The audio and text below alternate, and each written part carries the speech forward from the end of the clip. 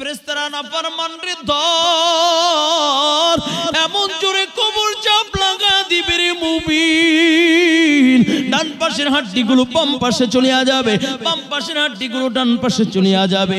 নাফরমানের কবরের ভিতরে দাউ দাউ দাউ দাউ করিয়া আগুন জ্বলিয়া উঠবে। কবরে এমন জোরে চাপ লাগা দিবে, কবরের ভিতরে 99টা সাপ চলিয়া আসবে। কবরের ভিতরে শুধু আযাব আর আযাব। আমার আল্লাহ বলবে ফেরেশতারা কবরের ভিতরে জাহান্নামের বিছানা বিছায়া দাও, উপর দিয়া কাপড়ে জাহান্নামের লেপ বিছায়া দাও। আল্লাহর বান্দার উপরে আযাব শুরু হয়ে যাবে। ও যুবক ভাই, কেমনে বুঝাইনি বুঝবারে বাবা। অনেকে বলে হুজুর যা দেখি না বিশ্বাস করি না। বাবা আল্লাহর কোরআন যেরকম সত্য, কবরে আযাব সত্য।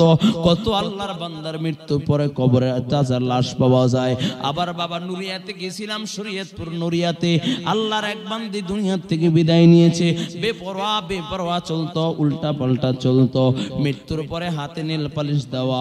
বলে কিছুদিন পরে যখন কবর দেওয়ার পরে স্বপ্নে দেখাইতেছে, এলাকার মানুষগুলো দেখে কবরের ভিতরে ধোয়া, মনে করছে হয়তো কোনো কিছু হইতেছে। বলে কবর খোঁচার জন্য যখন কবরটা খুঁজে, এলাকার মানুষ তাকা দেখে আল্লাহর বান্দি ও কবরের ভিতরে বসা নখগুলো টাইনা টাইনা উঠা ফেলছে। কবরের ভিতরে দাউ দাউ করিয়া আগুন জ্বলতেছে। ও আল্লাহ, তুমি আমাদেরকে মাফ করিয়া দাও। কেমনে বুঝাইনি বুঝবারে বাবা। এখনো কি তোমার হেদায়েতের পথে চলার সুযোগ হয় নাই? এখনো কি আল্লাহ ও আল্লাহর রাসূলের মুহাব্বত তোমার কলজার ভিতরে ঢোকে নাই?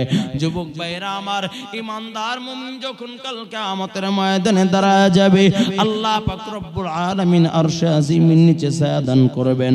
আর নাফরমান যদি ময়দানে মাহশরে দাঁড়ায় যায়, আল্লাহ পাক রব্বুল আলামিনের নাফরমানি কইরা ময়দানে মাহশরে যখন দাঁড়ায় যাবে, আল্লাহ তাআলা একটা চিৎকার মারিয়া বলবে, মুমতাজুল ইয়াউমা আইয়ুহাল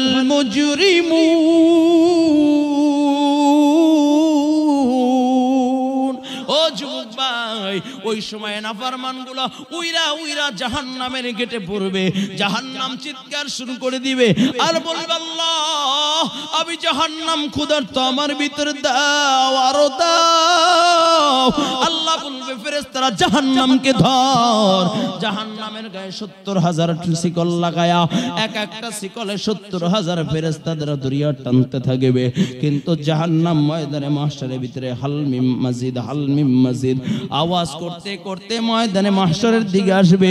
আল্লাহর নবী এ দৃশ্য দেখা আল্লাহর কুদরতি কদমে সিজদায় পড়ে যাবে আর বলবে, ও মালিক, জাহান্নামকে ফিরাও, জাহান্নামকে ফিরাও। যেভাবে জাহান্নাম ময়দানে মাহশরের দিকে আসতেছে, বোধহয় আমার একটা উম্মতকেও ছাড়বে না। আয় আল্লাহ, আমার উম্মতকে যদি গ্রাস করিয়ে নেয়, আমি তোমার জান্নাতে চাইব না, আল্লাহ জাহান্নামকে ফিরাও। আল্লাহ তাআলা ডাক দিয়া বলবে, হাবিব আমার, আপনি কান্না কইরেন না, আপনি কান্না করলে আমি আল্লাহ সহ্য করতে পারি না। ওগো বন্ধু, মদিনায় আপনি কান্না করেছেন, মক্কাতুল মুকাররমায় আপনি কান্না করেছেন, রওজা আতহারে শুয়ে শুয়েও কান্না করেছেন, আজকে ময়দানে মাহশরে কান্না করবেন, আমি আল্লাহ সহ্য করতে পারি না। ওগো বন্ধু, আপনি কান্না করলে আমি আল্লাহ সহ্য করতে পারি না। আল্লাহ তাআলা ডাক দিয়া বলবে, ফেরেশতারা এই পানিটাকে জাহান্নামের ভিতরে মার, নিক্ষেপ কর। যেই মাত্র পানিটা নিক্ষেপ করবে, জাহান্নাম কি আওয়াজ করতে করতে পিছনে চইলা যাবে। আল্লাহর নবী ডাক দিয়া বলবে, আল্লাহ এ কেমন কুদরতি পানি,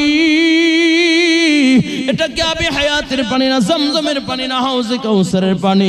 এটা কেমন কুদরতি পানি, যেই জাহান্নামকে কোটি কোটি ফেরেশতারা টানিয়ে রাখতে পারে নাই। সামান্য একটু পানি মারার কারণে জাহান্নাম পিছিয়ে একটু চইলা গেল। এটা কেমন কুদরতি পানি? আল্লাহ তাআলা ডাক দেয়া বলবে, হাবিব আমার, এটা কোনো কুদরতি পানিও নয়, আবি হায়াতের পানিও নয়, জমজমের পানিও নয়, জান্নাতি পানিও নয়, এটা হলো আমার গুনাহ গুনাহগার গোলামের চোখের পানি রে আল্লাহর বান্দারা ময়দানের দিকে তাকায় দেখো কত আল্লাহর বান্দারা জাহান্নামের ভয়ে কান্দে কত আমার বাবাজিদের চোখ গোড়ায় চোখ থেকে গোড়ায় গোড়ায় পানি পড়ে তোমার চোখে কেন পানি নাই আল্লাহর কাছে বলো আল্লাহ কান্নাওয়ালা চক্ষু দান করো আল্লাহ আল্লাহর নবী কয় হুররিমাতিন নার আলা মান বাকাত মিন খাশিয়াতিল্লাহ ক্বালান নবী সাল্লাল্লাহু আলাইহি ওয়াসাল্লাম হুররিমাতিন নার আলা মান বাকাত মিন খাশিয়াতিল্লাহ রাসূল কয় যে চক্ষু জাহান্নামের ভয়ে কান্দা দেয় আল্লাহ তাআলা তার জন্য জাহান্নামের আযাবকে বন্ধ করিয়া দেয় তার জন্য জাহান্নামের আযাবকে হারাম করিয়া দেয় আগুন হারাম হয়ে যায় ও যুবক ভাই আজকে এই মাজমায় আমার মতো গুনাহগার আর কেউ নাই আমার মতো পাপী আর কেউ নাই কেমনে তোমাদেরকে বুঝাইনি বুঝবারে বাবা আজকে তোমাদেরকে গুরুত্বপূর্ণ নসিহত করব এই যোগ্যতা আমার নাই আমি বড় আলেম না আমার ভিতরে ইলম নাই আমল নাই এই মাজমায় আমার মতো গুনাহগার আর কেউ নাই আমার মতো পাপী আর কেউ নাই আল্লাহ কয় বান্দা ফিরে আয় ইস্তিগফার কর বান্দা ফিরে আয় ইস্তিগফার কর তোর গুনাহ যদি পাহাড়ের চেয়ে বেশি হয়ে যায় আমি আল্লাহর গফফার নামটা তার থেকে বেশি বড় তোর গুনাহ যদি সমুদ্রের পানার চেয়ে বেশি হয়ে যায় আমি আল্লাহর গফফার নামটা তার থেকে বেশি বড় তোর গুনাহ যদি সমুদ্রের পানার চেয়ে বেশি আমার আবার গফফার নামটা তার থেকে বেশি বড় বান্দা ফিরে আয় ইস্তিগফার কর ও বাবা কেমনে বুঝাইনি বুঝবেন একটু খেয়াল করবেন আল্লাহর নবী মুসা আলাইহিস সালাতু ওয়াস সালাম জামানার পয়গম্বর মুসা আলাইহিস সালাতু ওয়াস সালাম একবার এলাকার লোকেরা এসে বলে আল্লাহর পয়গম্বর পানি নাই পানির অভাবে আমরা পানির পিপাসায় কাতরাইতেছি পানির অভাবে জমি চাষ করতে পারতেছি না এমনকি গবাদি পশুগুলো ছটফট করে কাতরাইতেছে একটু আপনি আল্লাহর কাছে দোয়া করেন যেন আল্লাহ তাআলা আসমানি পানির ব্যবস্থা করিয়া দেয় আল্লাহর নবী মুসা আলাইহিস সালাতু ওয়াস সালাম সকল সাথীদেরকে ডাক দেয়া বলেন সাথীরা আগামী কালকে তোমরা অমুক ময়দানে উপস্থিত হয়ে যাবা আমি সকলকে নিয়ে আল্লাহর কাছে দোয়া করব যেন আল্লাহ তাআলা পানির ব্যবস্থা করিয়া দেয় ও যুবক ভাই আমার নবী রাহমাতাল লিল আলামিন নবী মুহাম্মদুর রাসূলুল্লাহ সাল্লাল্লাহু আলাইহি ওয়াসাল্লাম মসজিদ নববীর ভিতরে বসা এমন সময় সাহাবায়ে কেরাম বলে ইয়া রাসূলুল্লাহ ইয়া হাবিবাল্লাহ ও আল্লাহর নবী বৃষ্টি নাই পানি নাই পানির পিপাসায় কাতরাইতেছি আমরা ছটফট করতেছি আপনি একটু দোয়া করেন যেন আল্লাহ তাআলা পানির ব্যবস্থা করিয়া দেয় নবী আমার ডাক দেয়া কয় সাহাবায়ে কেরাম অমুক ময়দানে সকলকে নিয়ে উপস্থিত হয়ে যাও এমন কি গবাদি পশুগুলো নিয়ে আসবা ছোট ছোট বাচ্চাদেরকেও নিয়ে আসবা নবী আমার সকল সাহাবীদেরকে নিয়ে সকল সাথীদেরকে নিয়ে খোলা আকাশের নিচে উপস্থিত হয়ে গেলেন নবী 2 রাকাত নামাজ আদায় করলেন এরপরে আল্লাহ তাআলার দরবারে 2টা হাত উঠাইলেন এই যে 2 রাকাত নামাজ আদায় করলেন হাদিসের ভাষায় পয়গম্বরের ভাষায় এই 2 রাকাত নামাজকে বলে সালাতুল ইস্তিসকা বৃষ্টির জন্য নামাজ নবী আমার বৃষ্টির জন্য নামাজ পড়া 2টা হাত উঠায়া দিয়েছে দোয়া করতেছে সাহাবায়ে কেরাম বলেন নবী হাত উঠাইতে তুচে উঠায়া দিলেন বলে বগলের নিচের সাদা অংশগুলো দেখা যাচ্ছিল আল্লাহর নবী হাত উঠায়া নিচে নামাইতে দেরি পুরো আকাশটা মেঘাচ্ছন্ন হইতে দেরি হয় নাই বৃষ্টি হইতে দেরি হয় নাই এক সপ্তাহ যেমন মুষলধারে বৃষ্টি হয়েছে আবার সাহাবায়ে কেরাম বলে ইয়া রাসূলুল্লাহ আর বৃষ্টি লাগবে না আল্লাহর কাছে দোয়া করেন এরপর নবী আমার আবার দোয়া করছেন আল্লাহ তাআলা বৃষ্টি নিয়ে গেছেন ও যুবক ভাই আল্লাহর নবী মুসা আলাইহিস সালাতু ওয়াস সালাম খোলা আকাশের নিচে সকলকে নিয়ে যখন উপস্থিত হয়ে গেলেন আল্লাহর নবী মুসা সকলকে নিয়ে যখন দোয়া করতেছেন আল্লাহ বৃষ্টি দাও আয় আল্লাহ মানুষগুলো পানির পিপাসায় কাতরাইতেছে আল্লাহ পানি নাই আয় আল্লাহ পানি দাও বৃষ্টি দিয়া পিপাসা মিটা দাও আল্লাহ তাআলা ডাক দেয়া বলে পয়গম্বর এই মাজমার ভিতরে একটা গুনাহগার আছে ও যতক্ষণ বের না হয়ে যাবে আমি আল্লাহ বৃষ্টি দিব না ওর গুনার কারণে আমি আল্লাহ আসমানের বৃষ্টি বন্ধ করে দিয়েছি আল্লাহর নবী মুসা আলাইহিস সালাতু ওয়াস সালাম উঁচা জায়গায় দাঁড়ায়া আল্লাহর নবী মুসা আলাইহিস সালাতু ওয়াস সালাম ডাক দিয়া বলে, ও বনি ইসরাইলের লোকেরা, তোমাদের ভিতরে এমন কে আছো 40 বছর ধরে গোপনে গোপনে গুনাহ করো, জলদি করে মজমা থেকে বের হয়ে যাও। এলান করতেছে, হঠাৎ করে আল্লাহর পয়গম্বর মুসা দেখে পুরো আকাশটা মেঘাচ্ছন্ন হয়ে গেছে, পুরো মুষলধারে বৃষ্টি হইতেছে। পয়গম্বর চোখের পানি ছাইরা দিয়ে জমিনে পইরা যায় আর ডাক দিয়া কয়, আল্লাহ তুমি আমাকে তো আমার উম্মতের মাঝে দ্বিতীয়বারের জন্য ঝুটা বানাইলা। প্রথমবার আল্লাহ আমি আমার উম্মতদেরকে বলেছি খোলা আকাশের নিচে দোয়া করলে দোয়া কবুল হয়ে যাবে, তুমি বৃষ্টি দিবা, কিন্তু মাওলা তুমি দোয়া কবুল করো নাই। দ্বিতীয় নাম্বার বললাম তুমি বলেছো গুনাহগার বের হয়ে গেলে তুমি বৃষ্টি দিবা, কিন্তু মাওলা কেউ বের হয় নাই, তুমি কেন বৃষ্টি দিলা? তুমি আমাকে আমার উম্মতের মাঝে ছোট কইরা দিলা, তুমি আমাকে আমার উম্মতের মাঝে ছোট বানায়া দিলা, মিথ্যাবাদী বানায়া দিলা। আল্লাহ তাআলা ডাক দিয়া বলে, পয়গম্বর তুমি যখন বারবার যখন এলান করতেছিলা গুনাহগার বের হয়ে যা, গুনাহগার বের হয়ে যা, আমার বান্দাটা মাথাটা নিচের দিকে দিয়া চোখের পানি ছেড়া দিয়েছে, ডানেও তাকাইতে পারে না, বামেও তাকাইতে পারে না। আমার বান্দা চিল্লাও কান্না করতে পারে না। আমার বান্দা মনে মনে ডাক দেও, মালিক আমি গুনাহ করেছি, কেউ জানে না, কেউ জানে না, দুনিয়ার কেউ জানে না, দুনিয়ার সবার চোখ থেকে ফাঁকি দিতে পারলো, তোমার চোখ থেকে ফাঁকি দিতে পারি নাই। আয় আল্লাহ 40টা বছরের ভিতরে কারোর সামনে অপমান করো নাই, আয় আল্লাহ কারোর সামনে তুমি আমাকে ছোট করো নাই, আয় আল্লাহ অপরাধ করেছি, অন্যায় করেছি, আজকে তুমি আমাকে কারোর সামনে ছোট কইরো না, আজকে তুমি আমাকে কারোর সামনে বেইজ্জতি কইরো না। আল্লাহ অপরাধ করলে আমি করেছি, আল্লাহ এখান থেকে যদি উঠা যায় কোথায় যাব? যেদিকে তাকাই তোমার জমিন, ডানে তাকাইলো তোমার জমিন, বামে তাকাইলো তোমার জমিন, পাহাড়ের চূড়ায় উঠে গেলে সেটাও তোমার জমিন। আয় আল্লাহ, আল্লাহ তুমি যদি আমাকে মাফ করে দাও, কারো কাছে কৈফিয়ত দেওয়া লাগবে না। আল্লাহ তুমি যদি আমাকে জান্নাত দিয়া দাও, কারো কাছে জবাবদিহি করা লাগবে না। আবার যদি জাহান্নামে জ্বালায়া দাও, তোমার কোনো লাভ হবে না। আয় আল্লাহ তুমি আমার মালিক, তুমি আমার মালিক। এভাবে চোখের পানি সেরা যখন আমার বান্দা কান্দা দিছে, আমার বান্দার পানিটা যখন চোখ গড়ে পোনা গড়ায় গড়ায়া জমিনের ভিতরে পইরা গেছে, আমি আল্লাহর রহমান নামের ভিতরে জোশ এসে গেছে, আমি আল্লাহর সত্তার নামের ভিতরে জোশ এসে গেছে, আমি আল্লাহর গফফার নামের ভিতরে জোশ এসে গেছে। ও মুসা আমার বান্দার চোখের পানি গড়ায় গড়ায় জমিনে পড়বে, আর আমি আল্লাহ আসমানের পানি আটকায় রাখবো। না না না, হইতে পারে না। আমি আল্লাহ আমার বান্দার চোখের পানি গড়ায় গড়ায় পড়তে দেরি, আমি আল্লাহ আসমানের বৃষ্টি ছাড়তেও দেরি করি না। কারণ আমার বান্দার চোখের পানি আমার কাছে বড় দাম। আমার বান্দা কান্দা দিছে, যার কারণে আমি আল্লাহ আসমানের বৃষ্টি বন্ধ রাখছিলাম, ওর চোখের পানির বদৌলতে আবার বৃষ্টি চালু করে দিলাম। ও যুবক ভাই, আল্লাহ তাআলা সেই কথাই বলেন। আজকে যদি অনেকে বলে হুজুর ফসলের জমিন চাষাবাদ করতে পারি না, বৃষ্টি নাই, বৃষ্টি নাই, বৃষ্টি নাই, জমিন ফাইটা চৌচির হয়ে গেছে।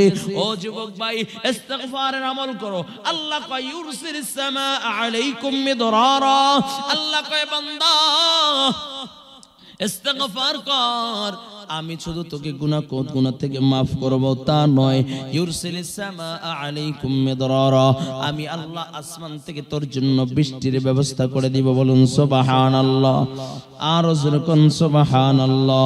ইউরসিলিস সামা আলাইকুম মিদরারা, আল্লাহ কয় বান্দা তুই ইস্তিগফার কর, তাহলে আমি আসমান থেকে তোর জন্য বৃষ্টি বর্ষণ করব। ওয়ায়ুমদিদুকুম বিআমওয়ালিন ওয়া বানিন, আল্লাহ কয় ফাকুল তুস্তাগফিরু, বান্দা তুই ইস্তিগফার কর, শুধু তোকে গুনাহ মাফ করব তা নয়, তোর সম্পদের ভিতরে আমি বরকত দিব। জোরে কোন, জোরে কোন, জোরে কোন।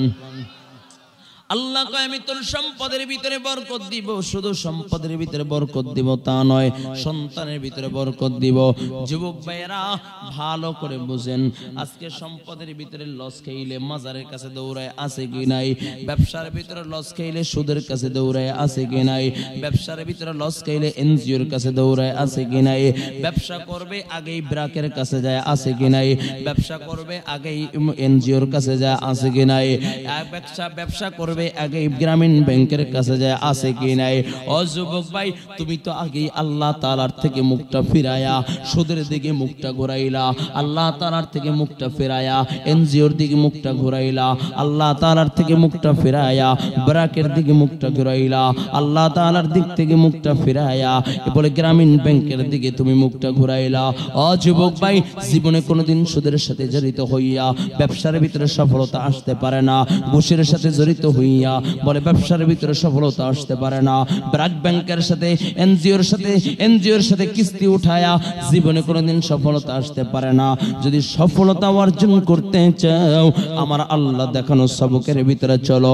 আমার আল্লাহ কয় ফাকুল তুস্তাগফিরু, বান্দা তুই ইস্তিগফার কর, তাহলে ওয়ায়ুমদিদুকুম বিআমওয়াল, আমি আল্লাহ তোর মালের ভিতরে বরকত দিব, আমি তোর দৌলতের ভিতরে বরকত দিব, আমি তোর সম্পদের ভিতরে বরকত দিব। চিল্লা কোন আল্লাহু আকবার।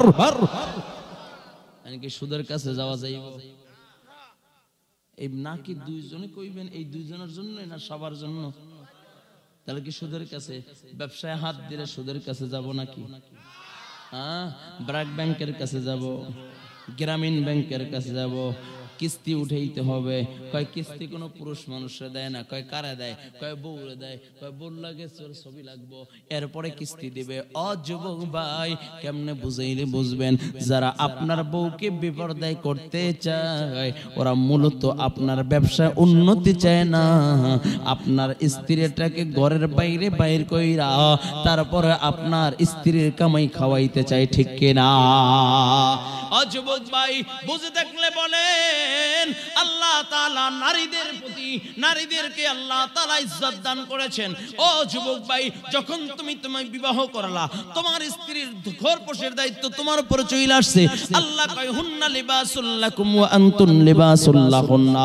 খেয়াল করে শুনবা, এখানে চমৎকার অনেক লম্বা চূড়া আলোচনা আছে, এত লম্বা চূড়া আলোচনা করার মতো সুযোগ নাই। আল্লাহ কয় স্বামী স্ত্রীর পোশাক, স্ত্রী স্বামীর পোশাক। ও যুবক ভাই, আল্লাহ তাআলা এখানে তিনটা, আল্লাহ স্বামী স্ত্রীর পোশাক, স্ত্রী স্বামীর পোশাক কেন বলছেন? মুফাসসিরিনে কেরামগণ বহু ব্যাখ্যা দিয়েছেন, তার ভিতরে একটা ব্যাখ্যা আমি আপনাদের মাঝে বলি। বলে আল্লাহ তাআলা স্বামী স্ত্রীর পোশাক, স্ত্রী স্বামীর পোশাক কেন বলেছে? কয় স্ত্রী স্বামীর পোশাক, স্বামী স্ত্রীর পোশাক এই জন্য, কয় যেরকম মানুষ পোশাক পরলে, জামা কাপড় পরলে মানুষের সৌন্দর্য বাড়ে, মানুষ যেরকম পোশাক আদি পরলে সৌন্দর্য বাড়ে, ঠিক একটা মানুষ বিবাহ করলে তার সৌন্দর্য বেড়ে যায়। সুবহানাল্লাহ। আর এখন কিছু কিছু নাস্তিক কয় বিবাহ করলে নাকি তার ক্যারিয়ার নষ্ট হয়ে যাবে, অল মডেল হয়ে যাবে, আছে কি নেই? কয় বিবাহ করলে দাম কমে যাবে। আরে কুলাঙ্গার, বিবাহ করলে দাম কমে, আর তুই যখন জেনা করস আর অন্য মেয়েদের সাথে কথা বলস তখন আমার আল্লাহর কাছে তোর দাম কমে যায়, ঠিক কি না? জোরে বলেন। বিবাহ করলে কখনো দাম কমে না, বরঞ্চ বিবাহ করলে আল্লাহ রিজিকের ভিতরে বরকত দেয়। কয় যারটা সে নিয়ে আসে তোমারটা খায় না। এখন তো বড় কথা কোথায় কমে, যেদিকে যাই সেদিকেই কথা। কয় হুজুর, কয় ছেলেকে বিয়ে পাশ করাইছি, বিবাহ করাবো, মেয়ের বাবারে কয় বেশি কিছু লাগবে না, ছেলেকে বিবাহ MA পাশ করাইছি, ছেলের জন্য আপনার মেয়েটাকে পছন্দ করছি, বাকি বেশি কিছু লাগবে না, একটা খাট দিবেন, এসি দিবেন, ঘরে নাই চাল, কয় এসি লাগবো, ফ্রিজ লাগবো, মোটর সাইকেল লাগবো, সবই তো আপনার মেয়ের জন্য। ঠাড়া পুরো কপালে, ঠিক কিনা? জোরে কর না। এখন জি কইব না, এখন জি কইলে তো হুজুর আমার কপাল নষ্ট হয়ে যাবে। আরে ভাই, আছে কি নাই এমন? আপনাদের এলাকায় নাই? আপনার তো শুকরিয়া আদায় করা দরকার। একটা মেয়েকে আপনার হাতে লালন পালন কইরা যে তুইলা দিচ্ছে পর্দা পুশিদার সাথে, জন্য আপনার আল্লাহর দরবারে সিজদায় পড়ে আল্লাহর দরবারে কান্নাকাটি করা দরকার, ঠিক কিনা? জোরে বলেন। বড় আফসোসের সাথে বলতে হয়।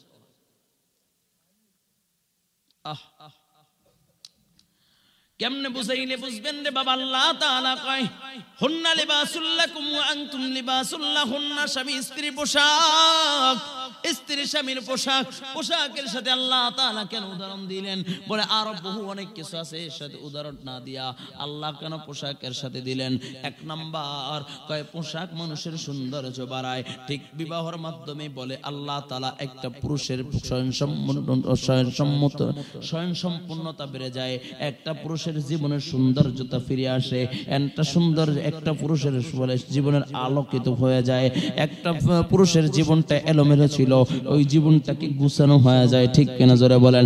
আল্লাহ এই জন্যই কয় হুন্না লিবাসুল লাকুম ওয়া আনতুম লিবাসুল লাহুন্না। ওই পোশাক যেরকম মানুষের সৌন্দর্য বাড়ায়, বলে একটা মানুষ ল্যাংটা হয় যদি রাস্তায় হাঁটে তাকে দেখতে চাইবো, বরং সিসি করবে। ঠিক কিনা? কিন্তু যদি একটা জামা পরি, ছেলেটা বড় সুন্দর, এরপরে একটা কোট লাগাইলাম আরো সুন্দর, এরপরে একটা চশমা লাগাইলাম আরো সুন্দর, একটা রুমাল লাগাইলাম আরো সুন্দর, টুপিও একটা লাগাইলাম আরো সুন্দর, এরপরে যদি আর একটা পাগড়ি বান্ধি আরো সুন্দর। তার মানে যত পোশাককে সাজাইবেন তত সৌন্দর্য বাড়বে। ঠিক আল্লাহ পাক রব্বুল আলামিন বলেন বিবাহের মাধ্যমে, স্বামী স্ত্রীর মাধ্যমে, বলে আল্লাহ তাআলা স্বামী স্ত্রীর পোশাক, স্ত্রী স্বামীর পোশাক এই জন্যই বানাইছেন। বলে স্বামী স্ত্রীর মাধ্যমে আল্লাহ তাআলা সৌন্দর্য বাড়ায় দেয়। সুবহানাল্লাহ। দুই নাম্বার খেয়াল করবেন, কথার ভিতরে একটা হাকিকত আছে অবশ্যই, ঢুকলাম যে উলামায়ে কিরাম কিছু হলো বুঝতেছেন। দুই নাম্বার পোশাক যেরকম লজ্জাস্থানকে ঢাইকা রাখে, ঠিক স্বামী স্ত্রীর লজ্জাকে ঢাইকা রাখবে, স্বামীর দোষকে ঢাইকা রাখবে, স্ত্রী স্বামীর দোষ, স্বামী স্ত্রীর দোষ ঢাইকা রাখবে। এটা হন খেয়াল করবেন। কিন্তু বড় আফসোসের সাথে বলতে হয়, আজকে যেই স্ত্রীকে আল্লাহ তাআলা তোমার সৌন্দর্যের জন্য বানাইছেন, ওয়াল মালু ওয়াল বানুনা জিনাতাল হায়াতাদ দুনিয়া, বলে দুনিয়ার সম্পদ, সন্তান, স্ত্রী, এগুলো হলো দুনিয়ার সৌন্দর্য। বড় আফসোসের সাথে বলতে হয়, দুনিয়ার যাকে আল্লাহ তাআলা তোমার জীবনের লাইফের সৌন্দর্য করে পাঠাইলেন, যাকে আল্লাহ তোমার লাইফের আলোকিত করে পাঠাইলেন, আজকে সেই স্ত্রীর ছবি তুইলা এনজিওর সামনে বোরকা ছাড়া, পর্দা ছাড়া এনজিওর সামনে সুদের কারবারি করার জন্য, সুদে কিস্তিতে টাকা আনার জন্য সেই স্ত্রীকে নিয়ে হাজির হয়ে যাও। লজ্জা থাকা দরকার, ঠিক কিনা? বলবল্লাম আপনারা কি রাগ করতেছেন? কয় হুজুর এই কথা কইবেন, আগে জানলে জীবনে দাওয়াত দিতাম না। ঠিক না? ওই দেখছেন মুতাজিলাই, ঠিক এই কথা কইবেন, হ্যাঁ জানলে আগে দাওয়াত দিতাম না। আর এনজিওর ব্যবসা যারা করে এরা কোন হুজুরে যেই কথা কইতেছে চাক্কা পাঞ্চার করে দিবে আজকে গাড়ির, যেন ডাকা না যাইতে পারে। কি রাগ করতেছেন? সুদে কোনোদিন শান্তি আসতে পারে না। সুদের নিজাম আর নিয়ম হলো গরিবের কাছ থেকে নাও, বড় লোককে দাও, এটা হলো সুদের নিয়ম। সুদ আর কিস্তির মাধ্যমে জীবনে কোনোদিন কেউ সফলতায় বুঝতে পারে না। ঠিক কিনা জোরে বলেন? অথচ এই কিস্তির মাধ্যমে বহু বোন আমার দর্শিত হয়েছে, বহু মা আমার ইজ্জত হারা হয়েছে। ঠিক কিনা জোরে বলেন?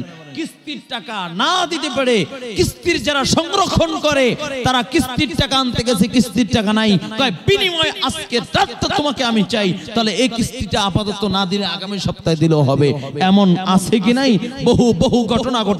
এই জন্য যুবক ভাইয়েরা আমার, বলে কিস্তির মাধ্যমে কোনোদিন সফলতায় পৌঁছা যায় না, হারামের মাধ্যমে কোনোদিন সফলতা অর্জন করা যায় না, হারাম উপার্জন করে দিয়ে কোনোদিন সন্তান মানুষ হতে পারে না। যদি ব্যবসার ভিতরে সফলতা পুষতে চাও, ব্যবসার ভিতরে যদি বরকত পাইতে চাও, তাহলে আল্লাহ কয় ফাকুল তুস্তাগফিরু, আল্লাহর ওয়াদা, বান্দা তুই ফিরে ইস্তিগফার কর। আল্লাহ কয় তুই ইস্তিগফার কর, তাহলে ওয়াল মাল ওয়াল বানুন, আমি আল্লাহ তোর মালের ভিতরে, সম্পদের ভিতরে বরকত দিয়ে দিব। চিল্লায় কোন আল্লাহু আকবার। কার কথা? কার কথা? জোরে কোন? এর ভিতরে কোন ভুল হইতে পারে, কোন সন্দেহ হইতে পারে, কথা কয় না, সন্দেহ হইতে পারে।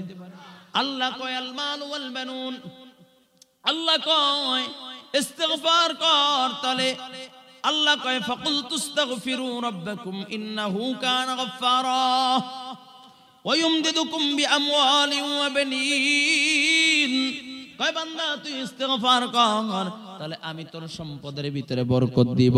শুধু সম্পদের ভিতরে বরকত দিব তা নয়, এদিকে তাকান, হা ভাই এদিকে তাকান,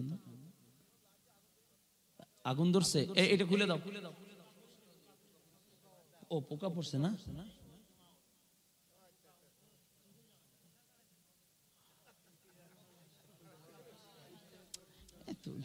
পোকাও ডিস্টার্ব করে না, শয়তান এসে পোকা বেশি ওই জায়গায়। কারণ এই কথাগুলো যদি শুনে কেউ যদি আমল করে তাহলে তো শয়তানের গায়ে আগুন লেগে যাইব গা। কি কন? কি আপনাদের কষ্ট হচ্ছে? কষ্ট হচ্ছে? কার কার কষ্ট হচ্ছে না? আল্লাহু আকবার। এটা হাত জাগান।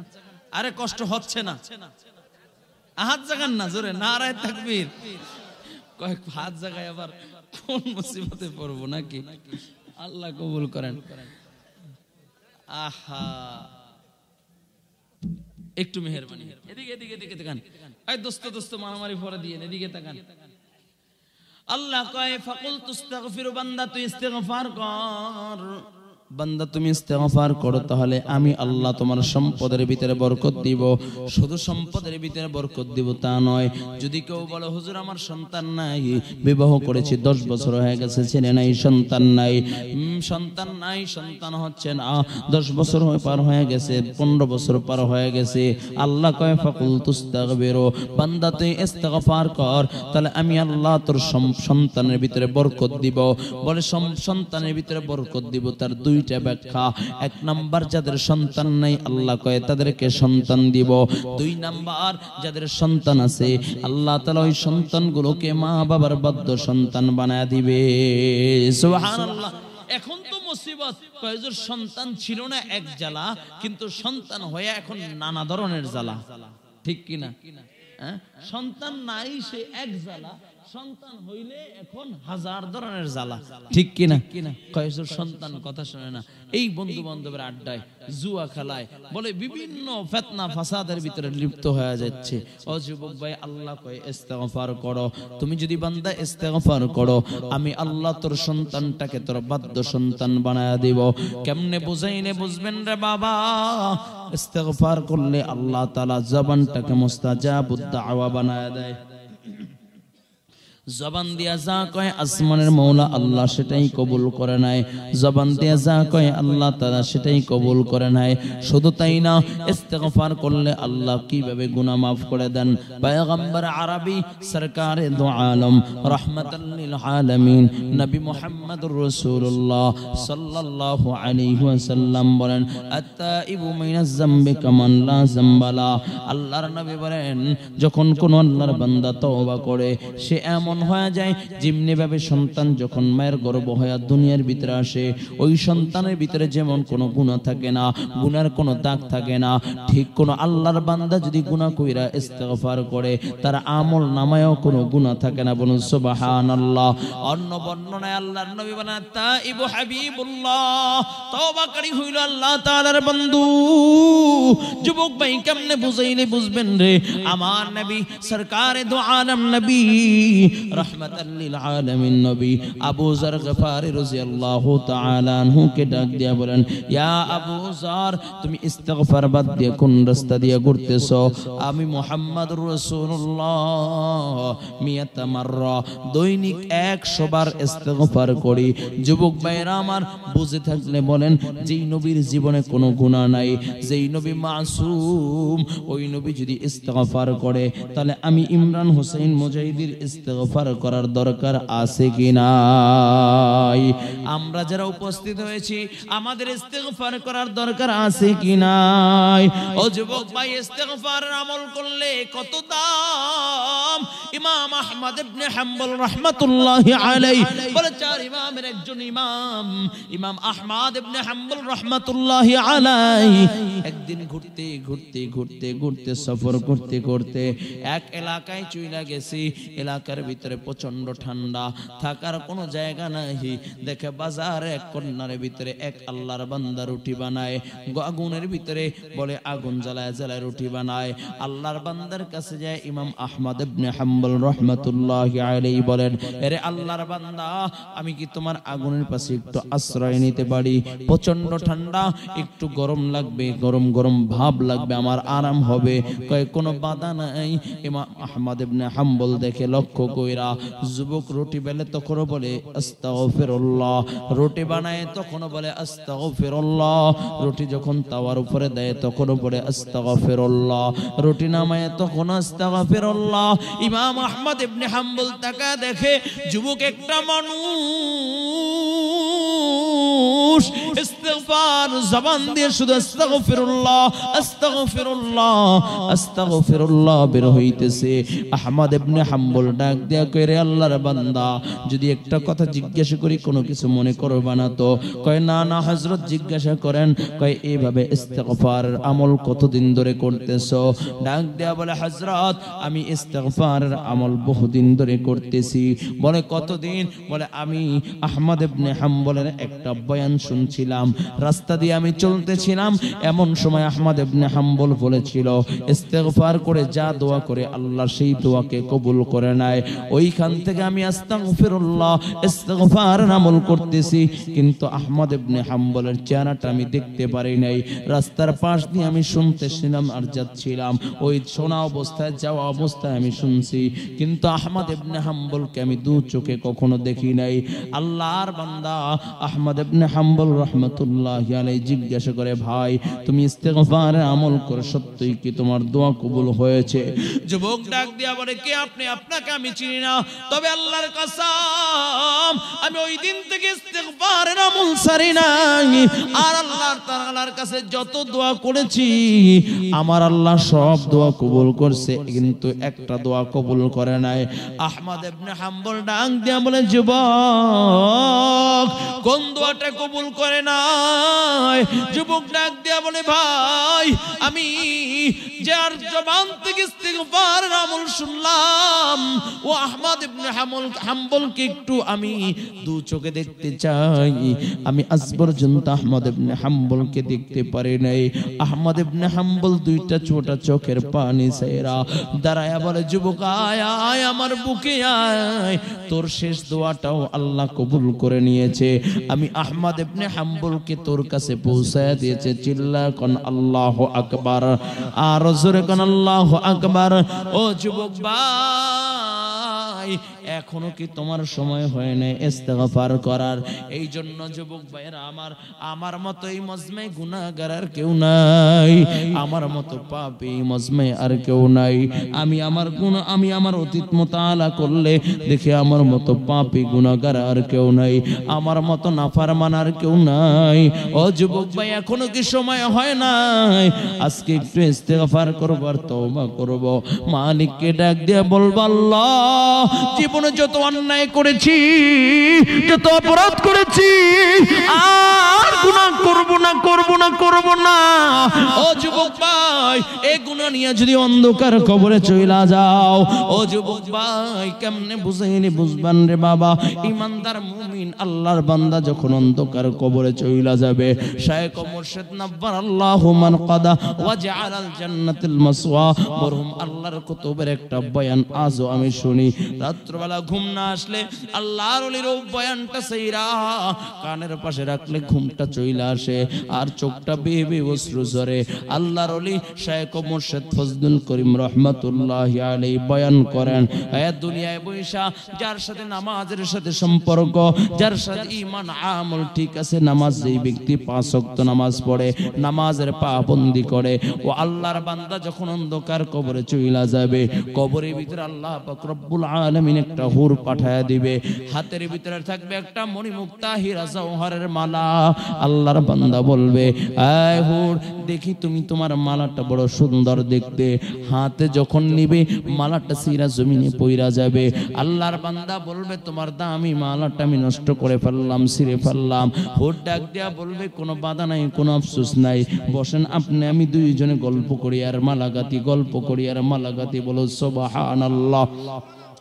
হাত্তা ইয়াউমাল কিয়ামাহ, এমন সময় কিয়ামতের বিকট আওয়াজ, ইয়া আইয়ুহান নাসু তাকু রাব্বাকুম ইন্না যালজালাতাস সাআতি শাইউন আযীম। কিয়ামতের ভয়ঙ্কর আওয়াজ শুরু হয়ে যাবে, আল্লাহর বান্দার ভিতরে কম্পন শুরু হয়ে যাবে, আল্লাহর বান্দা কাঁপতে থাকবে, ডাক দিয়া বলবে কিসের আওয়াজ? হুট ডাক দিয়া বলবে এটা কিয়ামতের আওয়াজ। আল্লাহর বান্দা ডাক দিয়া বলবে এ আওয়াজ আমার তো ভয় লাগতেছে।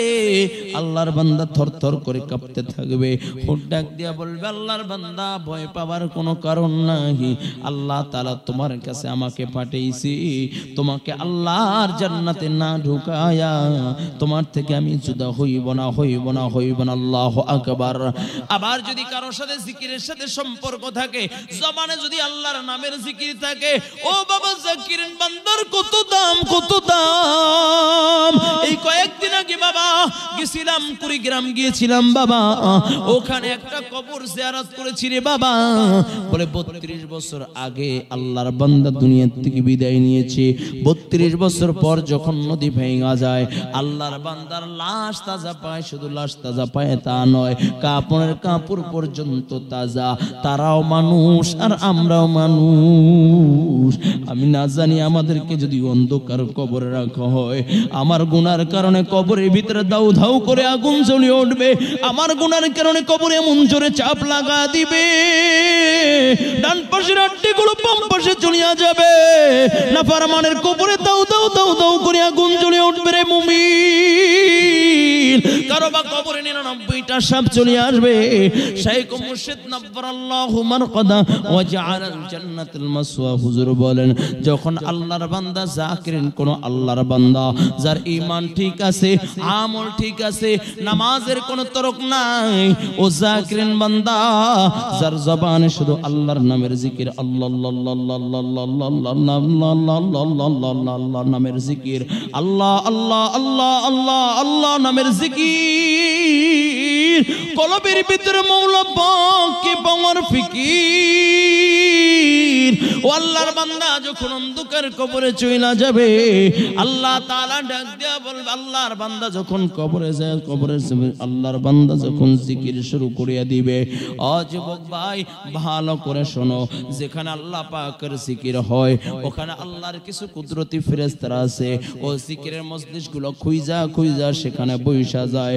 আল্লাহর বান্দা যখন জিকির করবে, ও ফেরেশতারা এসে আল্লাহর বান্দার সাথে জিকির করা শুরু করবে। আল্লাহর বান্দা এমন সময় ইয়াউমাল কিয়ামাহ, কিয়ামত কায়েম হয়ে যাবে, আল্লাহর বান্দা একটু কম্পন পেয়ে পড়বে, ডাক দেয়া বলবে কিসের আওয়াজ? বলবে জালজালা শুরু হয়ে গেছে, কিয়ামত শুরু হয়ে গেছে। আল্লাহর বান্দারও ভয় পাওয়া যাবে, আরো ঘাবড়ায়া যাবে, বলবে ঘাবড়াবার কোনো কারণ নাই, আল্লাহ তাআলা আমাদেরকে তোমার কাছে পাঠাইছে, যতক্ষণ না পর্যন্ত তোমাকে আল্লাহর জান্নাতে ঢুকায় না দিব ততক্ষণ পর্যন্ত জুদা হইব না। ও যুবক ভাই, কেমনে বুঝাইলে বুঝবেন রে বাবা? এ দুনিয়ার হায়াত একদিন শেষ হয়ে যাবে। দুনিয়ায় কেউ কোনোদিন থাকতে পারে না, থাকতেও পারবেও না। কত বড় বড় হাস্তি দেখেছি যারা দুনিয়া রাজ করেছে কিন্তু দুনিয়া শেষ পর্যন্ত থাকতে পারে নাই। আবার কত কোটিপতি দেখেছি বাবা দুনিয়ায় কেউ থাকতে পারে নাই। ও যুবক ভাই, কয়েকটা বছর আগে দেখো নাই করোনার প্রভাব, কত কোটিপতি, টাকার কোনো অভাব নাই, করোনায় যখন আক্রান্ত হয়ে গেছে ডাক্তাররা ডাক দিয়া বলে, ডাক্তার সব সম্পদ নিয়ে যাও কিন্তু আমার হায়াতটা একটু ভিক্ষা দাও। ও যুবক ভাই, মালাকুল মউত যখন চলে আসবে রে বাবা, কেউ দুনিয়ায় থাকতে পারবো না, দুনিয়ার থেকে সবাই নিয়ে যাওয়া লাগবে। তবে কি নিয়ে রওনা করলা? আনতাল্লাযী ওয়ালাদাতকা উম্মুকা বাকিয়া ওয়ান নাসি হাওলাকা ফাজহাদি লিনাফসিকা ইয ইয়াকুনু বাকিয়ান ফি ইয়াউমি মাউতিকা দাহিকা ওয়া মাসরুরা। যেদিন তুমি এসেছিলে ববে কেঁদেছিলে, তুমি একা হেসেছিলে সবে, এমন জীবন করো রে গঠন, মরণে হাসিবে তুমি, কাঁদিবে দিবে ভুবন।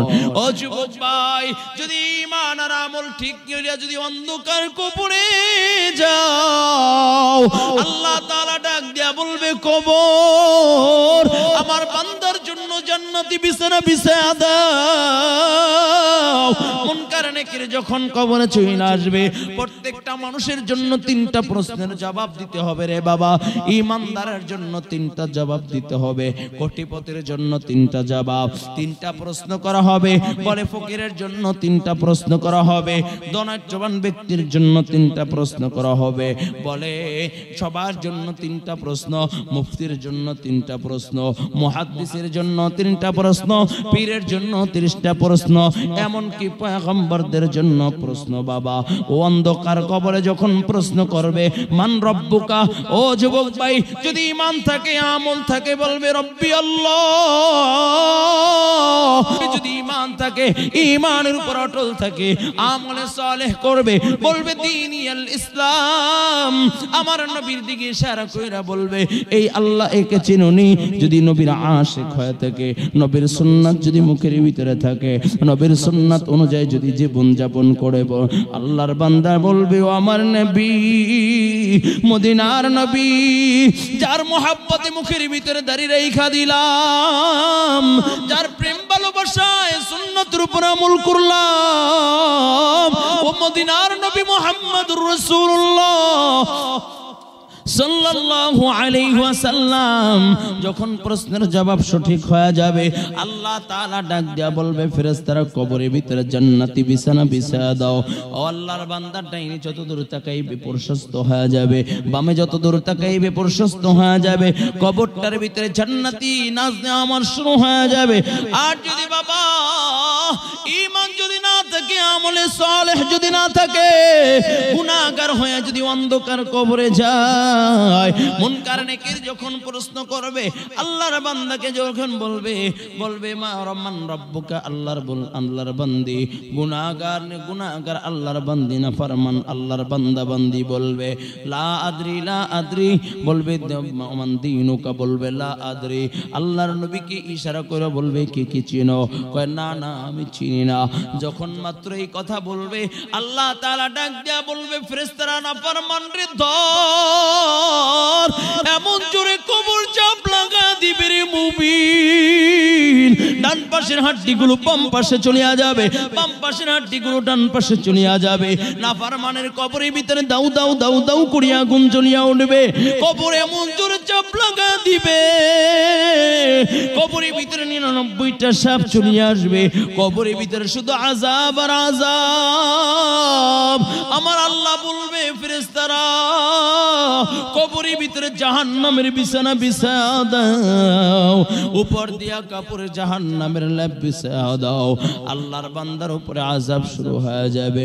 ও যুবক ভাই, কেমনে বুঝাইনি বুঝবারে বাবা। অনেকে বলে হুজুর যা দেখি না বিশ্বাস করি না। বাবা আল্লাহর কোরআন যেরকম সত্য, কবরে আযাব সত্য। কত আল্লাহর বান্দার মৃত্যুর পরে কবরে তাজা লাশ পাওয়া যায়। আবার বাবা নুরিয়াতে গেছিলাম, শরীয়তপুর নুরিয়াতে, আল্লাহর এক বান্দি দুনিয়া থেকে বিদায় নিয়েছে। বেপরোয়া চলতো, উল্টা পাল্টা চলতো। মৃত্যুর পরে হাতে নীল পালিশ দেওয়া। বলে কিছুদিন পরে যখন কবর দেওয়ার পরে স্বপ্ন দেখাইতেছে, এলাকার মানুষগুলো দেখে কবরের ভিতরে ধোয়া, মনে করছে হয়তো কোনো কিছু হইতেছে। বলে কবর খোঁচার জন্য যখন কবরটা খুঁজে, এলাকার মানুষ তাকা দেখে আল্লাহর বান্দি ও কবরের ভিতরে বসা, নখগুলো টাইনা উঠা ফেলছে। কবরের ভিতরে দাউ দাউ করিয়া আগুন জ্বলতেছে। ও আল্লাহ, তুমি আমাদেরকে মাফ করিয়া দাও। কেমনে বুঝাইলে বুঝবারে বাবা। এখনো কি তোমার হেদায়েতের পথে চলার সুযোগ হয় নাই? এখনো কি আল্লাহ ও আল্লাহর রাসূলের মুহাব্বত তোমার কলজার ভিতরে ঢোকে নাই? যুবক ভাইরা আমার, ঈমানদার মুমিন যখন কাল কিয়ামতের ময়দানে দাঁড়ায় যাবে, আল্লাহ পাক রব্বুল আলামিন আরশে আজিমের নিচে ছায়া দান করবেন। আর নাফরমান যদি ময়দানে মাহশরে দাঁড়ায় যায়, আল্লাহ পাক রব্বুল আলামিনের নাফরমানি কইরা ময়দানে মাহশর যখন দাঁড়ায় যাবে, আল্লাহ তাআলা একটা চিৎকার মারিয়া বলবে উমতাজুল ইয়াউমা আইয়ুহাল মুজরিমুন। ও যুবক ভাই, ওই সময় নাফরমানগুলো উইরা উইরা জাহান্নামের গেটে পড়বে। জাহান্নাম চিৎকার শুরু করে দিবে আর বলবে, আল্লাহ আমি জাহান্নাম ক্ষুধার্ত, আমার ভিতরে দাও, আরো দাও। আল্লাহ বলবে, ফেরেশতারা জাহান্নামকে ধর। জাহান্নামের গায়ে 70,000 শিকল লাগায়া এক একটা শিকলে 70,000 ফেরেশতাদের দরিয়া টানতে থাকবে। কিন্তু জাহান্নাম ময়দানে মাহশরের ভিতরে হালমিম মাজিদ হালমিম মাজিদ আওয়াজ করতে করতে ময়দানে মাহশরের দিকে আসবে। আল্লাহর নবী এই দৃশ্য দেখা আল্লাহর কুদরতি কদমে সিজদায় পড়ে যাবে আর বলবে, ও মালিক জাহান্নামকে ফিরাও, জাহান্নামকে ফিরাও। যেভাবে জাহান্নাম ময়দানে মাহশরের দিকে আসতেছে বোধহয় আমার একটা উম্মতকেও ছাড়বে না। আয় আল্লাহ আমার উম্মতকে যদি গ্রাস করিয়ে নেয় আমি তোমার জান্নাতে চাইব না, আল্লাহ জাহান্নামকে ফেরাও। আল্লাহ তাআলা ডাক দিয়া বলবে, হাবিব আমার আপনি কান্না কইরেন না, আপনি কান্না করলে আমি আল্লাহ সহ্য করতে পারি না। ওগো বন্ধু মদিনায় আপনি কান্না করেছেন, মক্কাতুল মুকাররমায় আপনি কান্না করেছেন, রওজা আতহারে শুয়ে শুয়েও কান্না করেছেন, আজকে ময়দানে মাহশারে কান্না করবেন, আমি আল্লাহ সহ্য করতে পারি না। ওগো বন্ধু আপনি কান্না করলে আমি আল্লাহ সহ্য করতে পারি না। আল্লাহ তাআলা ডাক দিয়া বলবে, ফেরেশতারা এই পানিটাকে জাহান্নামের ভিতরে মার, নিক্ষেপ কর। যেই মাত্র পানিটা নিক্ষেপ করবে জাহান্নাম কি আওয়াজ করতে করতে পিছনে চলে যাবে। আল্লাহর নবী ডাক দিয়া বলবে, আল্লাহ এ কেমন কুদরতি পানি, এটা কি আবি হায়াতের পানি না, জমজমের পানি না, হাউজে কাউসারের পানি? এটা কেমন কুদরতি পানি যেই জাহান্নামকে কোটি কোটি ফেরেশতারা টানিয়ে রাখতে পারে নাই, সামান্য একটু পানি মারার কারণে জাহান্নাম পিছিয়ে একটু চইলা গেল। এটা কেমন কুদরতি পানি?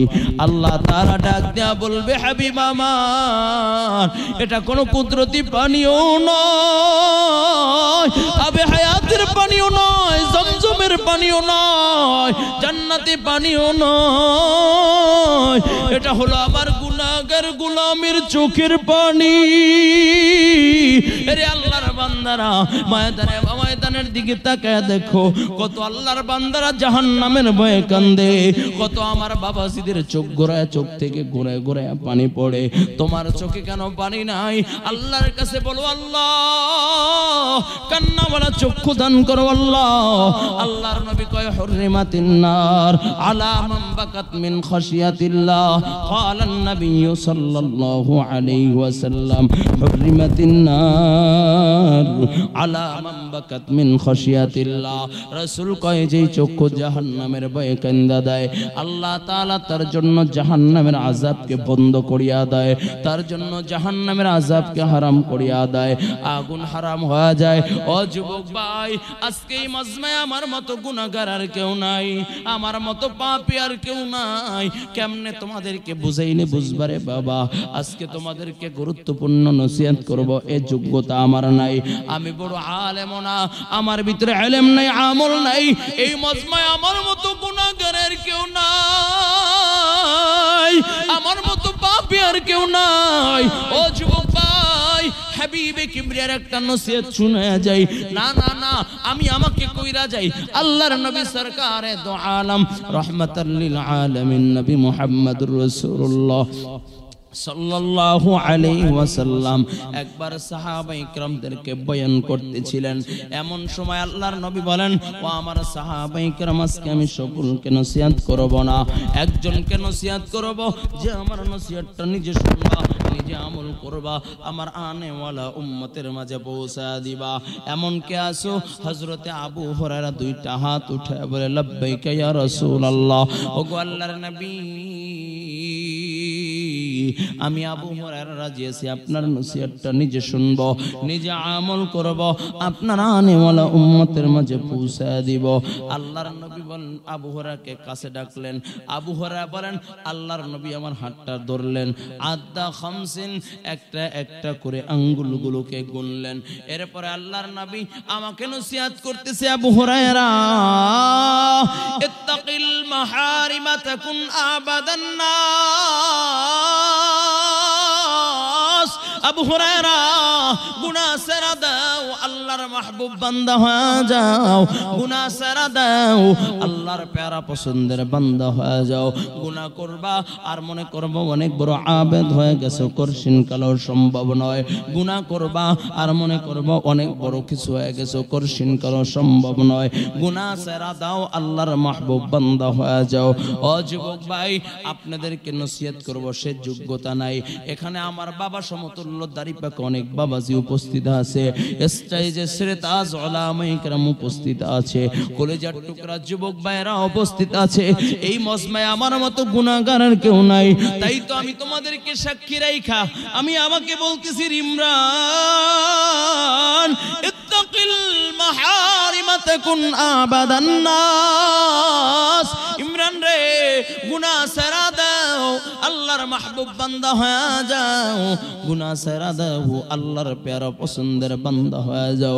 গুনাহ করবা আর মনে করবা অনেক বড় বক্তা হয়ে গেছো করছিন কালো সম্ভব নয় গুনাহ করবা আর মনে করবা অনেক বড় আলেম হয়ে গেছো করছিন কালো সম্ভব নয় গুনাহ করবা আর মনে করবা অনেক বড় আবেদ হয়ে গেছো করছিন কালো সম্ভব নয় ইত্তাকিল মাহারিমা তাকুন আবাদান নাস গুনাহ ছেড়ে দাও আল্লাহর মাহবুব বান্দা হয়ে যাও ও আমার যুবক ভাইরা ও কলিজার টুকরা যুবক ও আমার বাবাজি আমার বন্ধুরা এ মজমায় কে আছো আমি তোমাদের হাতে ধরি পায়ে ধরি বাবা আর গুনাহ কইরো না এই মজমার ভিতরে একটা আল্লাহর আশিক বান্দা দেখতে চাই ও যুবক তোমরা আমাকে বড় মোহাব্বত করো তোমাদের ভালোবাসায় আমি বড়ই মুগ্ধ তোমরা আমাদেরকে হৃদয় দিয়ে গ্রহণ করে নিয়েছো রে যুবক আমি আজকে তোমাদেরকে দেওয়ার মতো কিছু নাই তবে একটা যুবক যদি হাতের ভিতরে হাতটা লাগায় তওবা করতে পারো কাল কিয়ামতের ময়দানে দাঁড়ায় বলবো আল্লাহ আয় আল্লাহ সাত গড়িয়ে গিয়েছিলাম গো মাওলা